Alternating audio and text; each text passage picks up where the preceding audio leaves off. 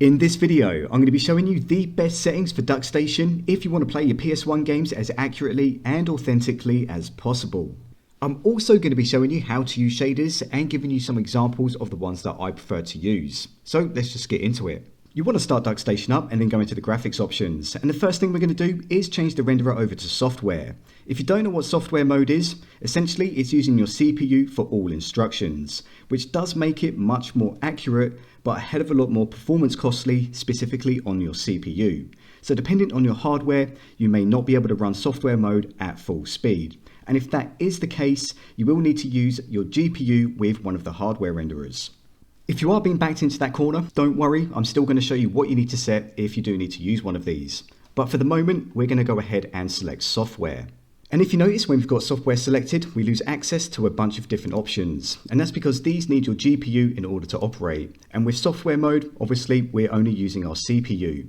Now, just because these are grayed out, don't freak out. Essentially, these are all enhancements that are inconsequential if accuracy and authenticity is your main goal, especially with the internal resolution as we're only targeting 1x. With adapter, this is always set to default out the box, but I always recommend selecting your main GPU, even if you're using software mode. It's still outputting via your GPU, and if you're using shaders, it will still need to do some processing with it, so go ahead and select it. Now, sprite texture filtering, you want to leave on nearest neighbor. As far as I'm aware, the original PlayStation didn't use any texture filtering whatsoever, so nearest neighbor is technically the most accurate.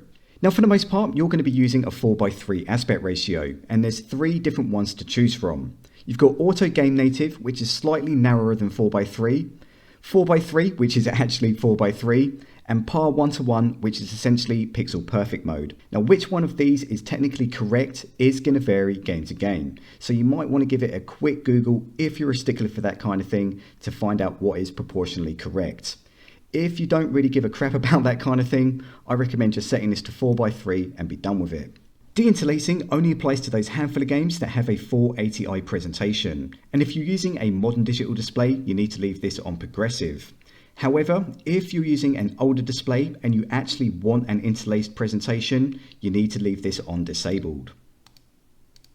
With the crop function, much like aspect ratios, which one of these is accurate is going to vary game to game.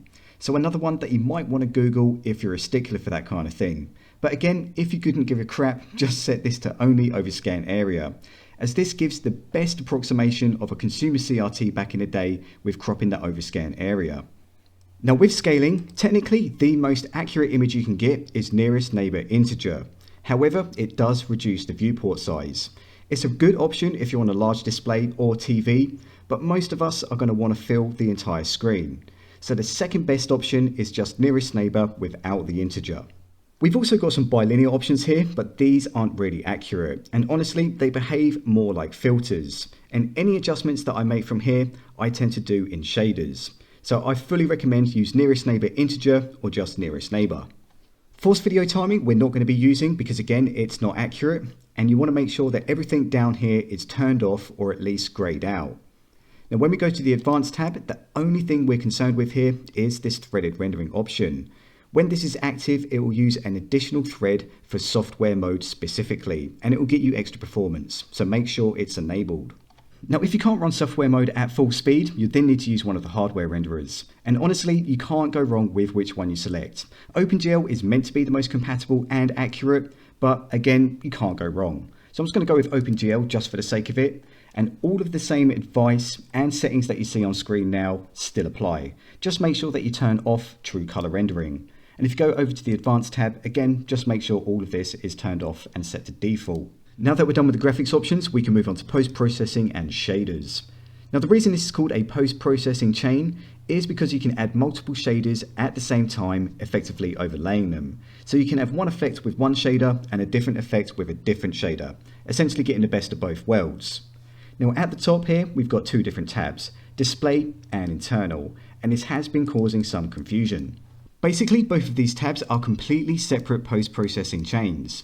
When you add a shader to the display chain, it will be scaled to your display resolution, and this is probably the one that you should be using. When you add a shader to the internal chain, it will be scaled to your internal resolution, and that's whatever you've set in your graphics options, which for this example is 1x. Now you can activate both chains at the same time if you want to, but I recommend not doing this unless you're using a weird mix of shaders. Generally, you're only using one or the other, and I still recommend using the display one. And that's because at 1x, the internal shaders are going to appear oversized. So to add a shader, all you need to do is press add on the right hand side. I'm going to choose one that I like, which is CRT Lots 2. Now after you've added this to the chain, if you click on it, you then get all of the options that are specific to that shader appear underneath. So you can change these to your specific taste. Now if you want to add an additional shader, all we need to do is press add again, find one that we want to use, and then just click on it. And then we can adjust these settings in tandem. And there's nothing to say that you can't just keep on stacking these shaders to your heart's content, as long as you've got the headroom for it. Now where these are executed in the chain is going to change the final outcome. And to change where it's executed, just select it, and then you can use these move up and down buttons on the right hand side.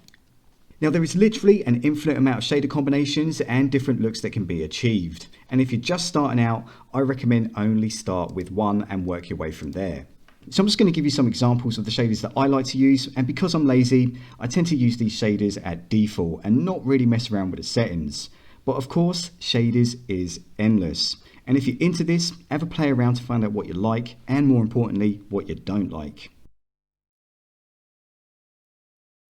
Now before I let you go, there's one more thing that you need to know about whilst we're down the accuracy rabbit hole, and that's CPU execution mode, which is in the console settings. The interpreter, which is the slowest, is considered to be the most accurate, whereas the recompiler, which is set by default, is the fastest, but it's the most inaccurate. So if you want to go with interpreter, make sure that you've got a good CPU to be able to run it. But for the most part, I can't actually tell the difference when any of these are set differently. So for me, I'm happy to leave this on recompiler, but if you're a stickler, leave this on interpreter. There we go, that was my quick settings guide for accuracy with Duckstation. Now if you think I've missed anything, or you've got a difference of opinion, let me know in the comments below. Also, feel free to share how you've got your shaders set up. And if you found this video helpful, slam me a thumbs up, and if you want to keep up to date, you know what to do. And apart from that, go play some games. Adios.